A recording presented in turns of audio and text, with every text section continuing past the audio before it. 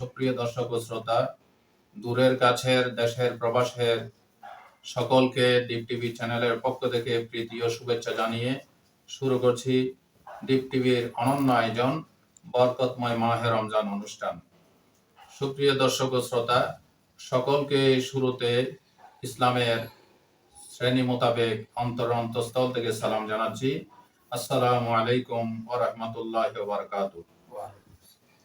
রমজানুল করিম এমন একটি মাস, যে মাস সম্পর্কে আল্লাহ তাআলা বলছেন, শাহরু রমাদান আল্লাযী উনজিলা ফীহিল কুরআন, the month of Ramadan in which revealed the Quran. Ramzan মাস এমন একটি মাস যে মাসে পবিত্র কোরআনে হাকিম নাজিল হয়েছে। আল্লাহ তাআলা বলছেন, হুদাল লিন-নাস, a guidance for the mankind. আর এই কোরআন হচ্ছে মানব জাতির জন্য হেদায়েতের উৎস, হেদায়েতের মার্কাজ। সুপ্রিয় দর্শক ও শ্রোতা, বরকতময় মাহে রমজান অনুষ্ঠানে কোরআন এবং সুন্নাহর আলোকে আলোচনা করার জন্য আজকে আমাদের স্টুডিওতে আমন্ত্রিত হয়ে এসেছেন দেশের স্বনামখ্যাত তিনজন আলেমে দ্বীন। আমি এখন ওনাদেরকে আপনাদের সামনে পরিচয় করায় দিচ্ছি। সর্বপ্রথম মাওলানা আব্দুল হাই জিহাদি সাহেব। আসসালামু আলাইকুম ওয়া রাহমাতুল্লাহ। এরপরে রয়েছেন মাওলানা আবু বকর সিদ্দিক সরকার। আসসালামু আলাইকুম ওয়া রাহমাতুল্লাহ। এরপরে আমার বাম পাশে রয়েছেন মাওলানা ওসমান সাইদি সাহেব। আসসালামু আলাইকুম ওয়া রাহমাতুল্লাহ। তো আপনারা সবাই ভালো আছেন? আলহামদুলিল্লাহ। আমি ভালো আছি। সুপ্রিয় দর্শক ও শ্রোতা, তো আপনাদের কাঙ্ক্ষিত বাঞ্ছিত আজকের আমাদের সে আলোচনা অনুষ্ঠান এক্ষুনি আমরা শুরু করতে যাচ্ছি। আমি সর্বপ্রথম যাচ্ছি বাংলাদেশের স্বনামখ্যাত আলেমে দ্বীন মাওলানা আব্দুল হাই জিহাদি।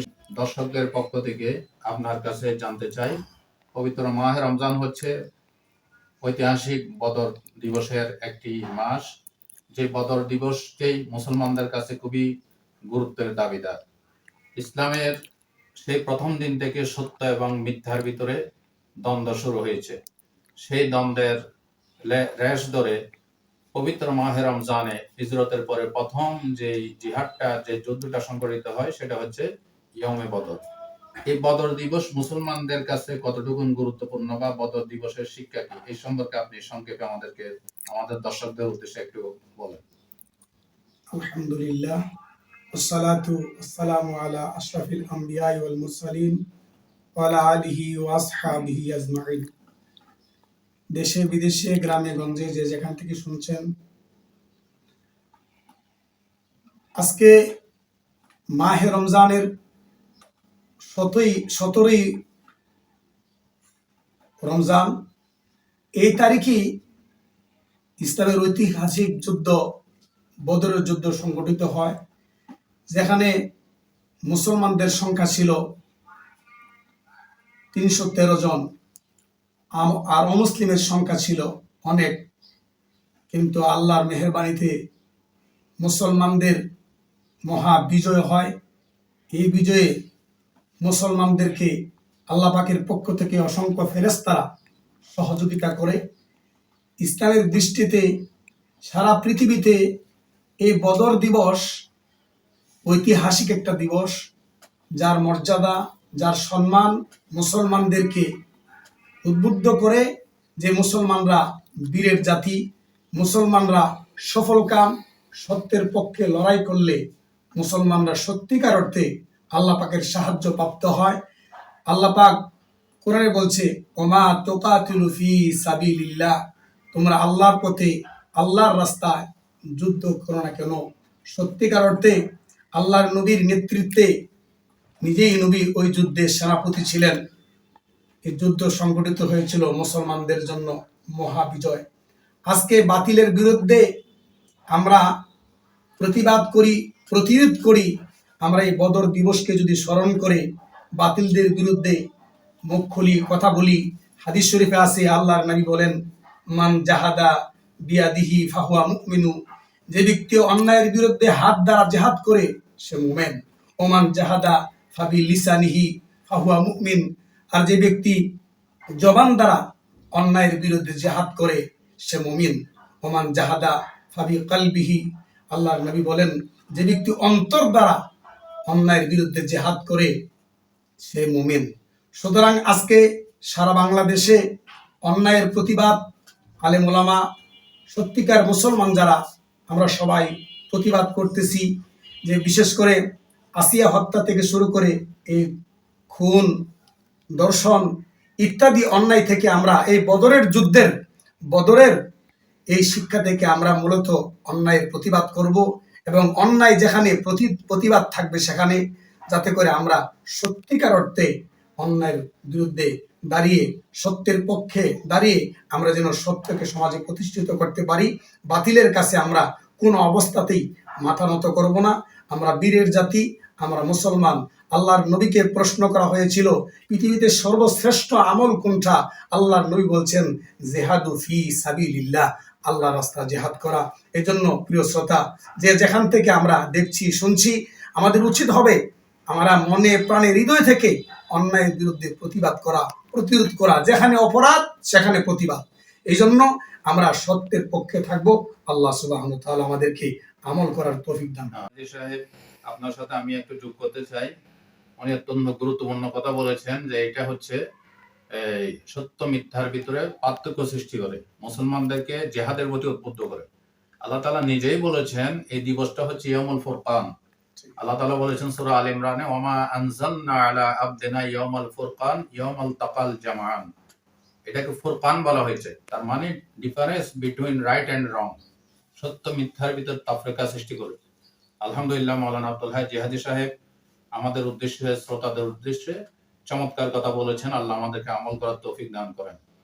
সুপ্রিয় দর্শক ও শ্রোতা, এখন আমি চলে যাচ্ছি আমাদের স্টুডিওতে আমন্ত্রিত আরেকজন স্বনামধন্য আলেমে দ্বীন মাওলানা আবু বকর সিদ্দিক সরকারের কাছে।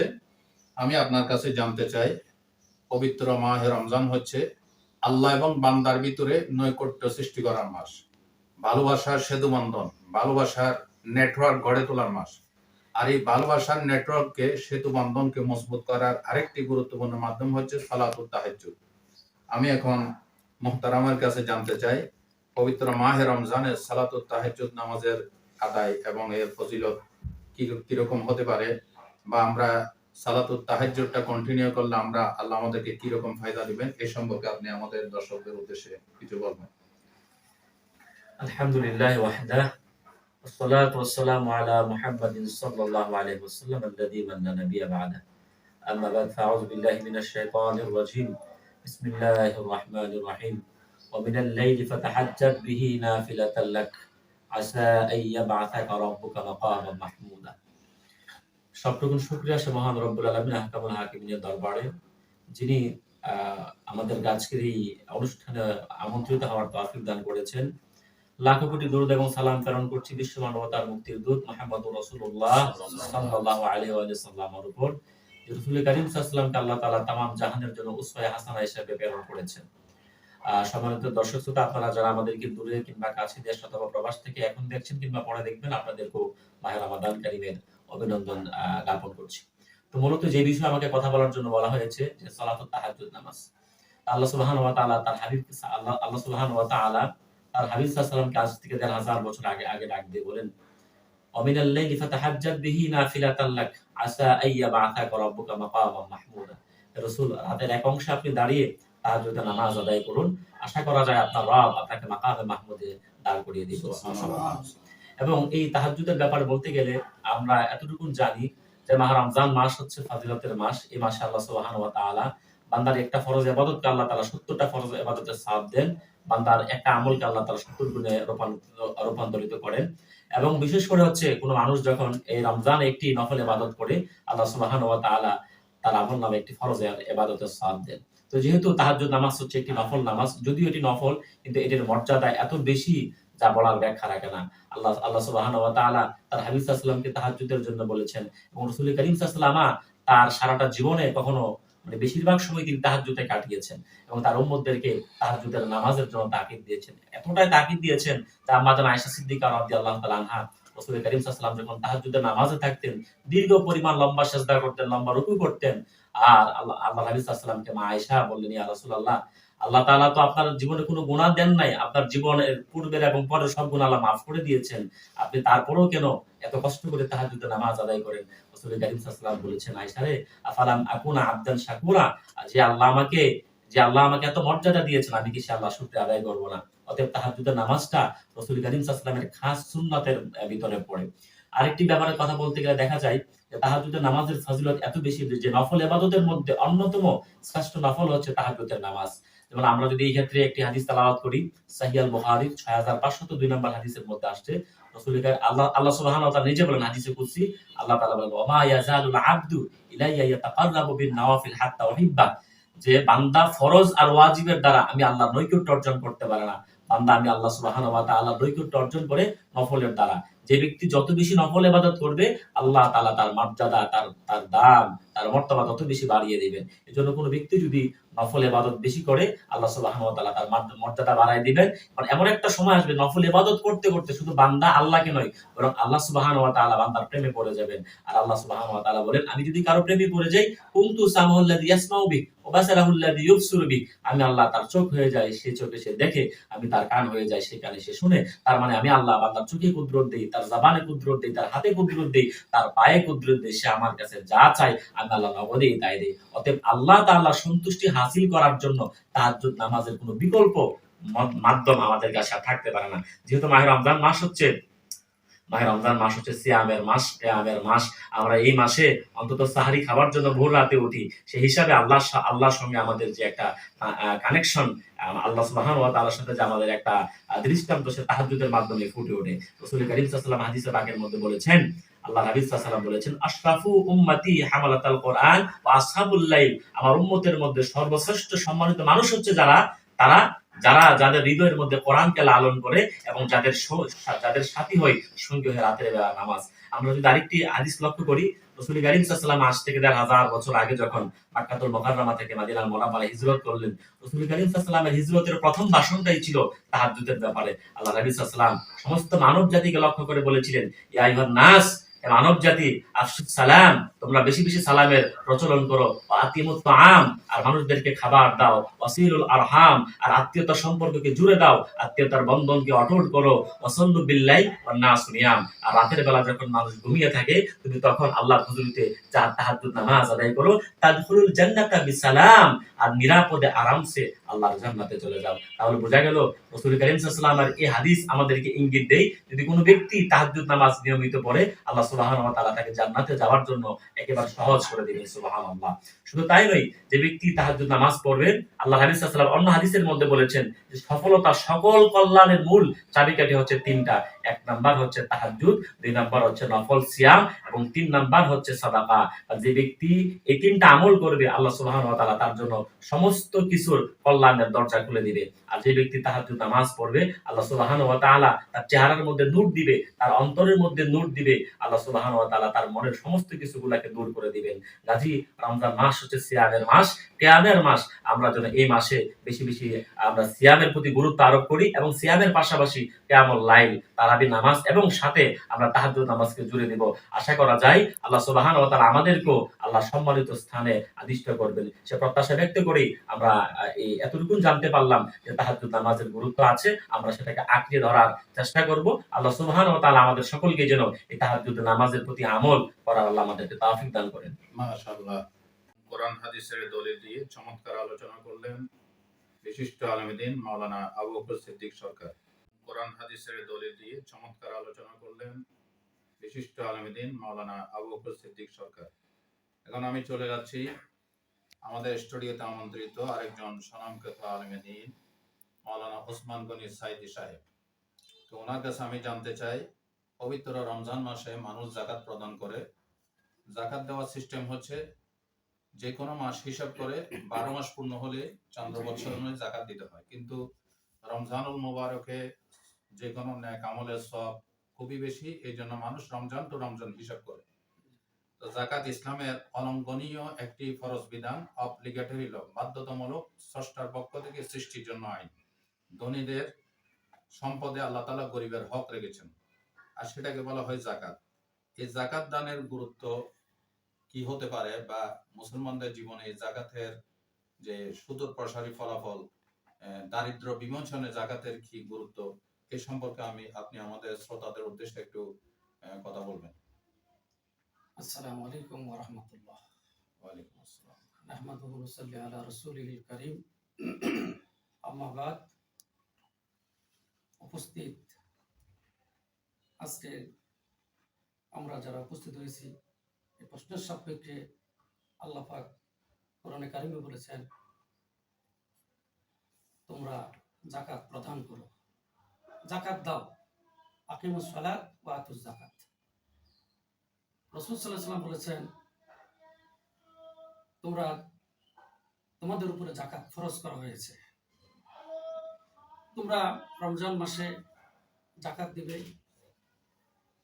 চন্দ্র মাসে যাকাত হিসাব করে 365 দিন, আর আমাদের আরবি মাসের হিসাব করে হয় 354 দিন, এতে করে 11 দিন কম হয়। আর এই যাকাত আমরা যখন দিব, আমাদের উপরে যখন যাকাত ফরজ করেছেন কার উপরে, যেমন নেসাব, এটা আমাদের হাদিসের ভাষা পরিপূর্ণতা আসছে আপনার রূপ এবং স্বর্ণ দিয়ে। তো রাসূল সাল্লাল্লাহু আলাইহি সাল্লামের জমানায় রূপা এবং স্বর্ণের পরিধিটা হলো 7.5 ভরি, আর রূপর পরিধিটা হলো 52.5 ভরি। 52.5 ভরির দামে বর্তমান বাজার যাতে যদি 1000 টাকা ভরি হয়, তাহলে 52,500 টাকা হয়। আর স্বর্ণের দামে গিয়ে অনেক পার্থক্য হয়ে গেছে, কারণ স্বর্ণের দাম অনেক বেশি। তাতে করে আমরা যারা মুসলিম উম্মার মধ্যে যাকাত প্রদান করি, যদি রূপার দিকে আমরা তাকাই, তাহলে দেখা গেল আমাদের অধিকাংশ মানুষেরই যাকাত দেওয়ার ফরজ হয়ে যায়। আর যাকাত দেওয়া ফরজ, এই ফরজটা যদি আমি আমার প্রয়োজনে আদায় করি, তাহলে আমি পরকালে মুক্তি পাব। একজন গরিব মানুষকে আমরা যাকাত দিই, যেমন 8 শ্রেণীর সূরা তাওবার 60 নম্বর আয়াতে আল্লাহ পাক বলেছেন 8 শ্রেণীর মানুষকে যাকাত দেওয়া হয়। প্রথম 1 নম্বর হলো গরিব, 2 নম্বর হলো মিসকিন, 3 নম্বর হলো আমেল, 4 নম্বর হলো আপনার 4 নম্বর হলো অমুসলিম, নবমুসলিম, যিনি নব মুসলমান হয়েছে। 5 নম্বর হলো আপনার দাসকে মুক্ত করা, যে জাকাতের টাকা দিয়ে কোন দাসীকে মুক্ত করে আজাদ করে দেওয়া। 6 নম্বর হলো ঋণগ্রস্ত করে দেওয়া। 7 নম্বর হলো আপনার মুসাফির। 8 নম্বর আল্লাহ রাস্তায় দেওয়া। এইভাবে 8 জনকে যাকাত দেওয়ার জন্য বলেছেন, এবং যাকাত দিলে আমি আমার পরকাল শান্তিময় করলাম, আমি জাহান্নামের আগুন থেকে বেঁচে গেলাম। যদি আমি আমার উপরে যাকাত ফরজ হয়, আমি যদি যাকাত প্রদান না করি, তাহলে পরকালে এই স্বর্ণ অলংকার, টাকা পয়সা, এগুলা আল্লাহ পাক সীসা গলায়া আমার কপালে, আমার পাজরে দিয়ে ছেঁকা দিবেন। তা আমি আমার প্রয়োজনে যাকাত প্রদান করে আমার পরকালকে ভালো করার জন্য, মুক্তির জন্য মানুষদেরকে আমরা আগে দেব। ধরুন, আনফুসাকুম ওয়া আহলাকুম নারা, তুমি আগে জাহান্নামের আগুন থেকে বাঁচো এবং তোমার আহলে আওলাদকে আগে বাঁচাও। এই জন্য আমরা যারা যাকাত উপযুক্ত হব, যাকাত দেওয়ার উপযুক্ত হব, এই যাকাতরা কোরআন হাদিস ইজমা কিয়াস সুন্নাহ ভিত্তিক আমরা প্রত্যেকেই যথাযথ পালন করব। আল্লাহ যেন আমাদেরকে যাকাত পরিপূর্ণভাবে পালন করার তৌফিক দেয়। ওয়া আখিরু দাওয়ানা আলহামদুলিল্লাহি রাব্বিল আলামিন। আসসালামু আলাইকুম ওয়া রাহমাতুল্লাহ। মাশাআল্লাহ, মাশাআল্লাহ। মাওলানা ওসমান গনি সাইদি সাহেব চমৎকার বলেছেন যাকাতের গুরুত্ব এবং কাকে দিবেন। আসলে যাকাত দিলে মাল সম্পদ কমে না, বরং বাড়ে। আল্লাহ নিজেই বলেছেন, আমা আতাইতুম মিন যাকাতিন তুরিদুনা ওয়াজহাল্লাহ ফাউলাইকা হুমুল মুদঈফুন, সূরাতুর রুম। আল্লাহ সন্তুষ্টি হাসিলের জন্য যারাই যাকাত প্রদান করবে, আল্লাহ বহুগুণে, দ্বিগুণ, 3 গুণ, চতুর্গুণে, বহুগুণে আল্লাহ তাআলা বাড়াই দিবেন।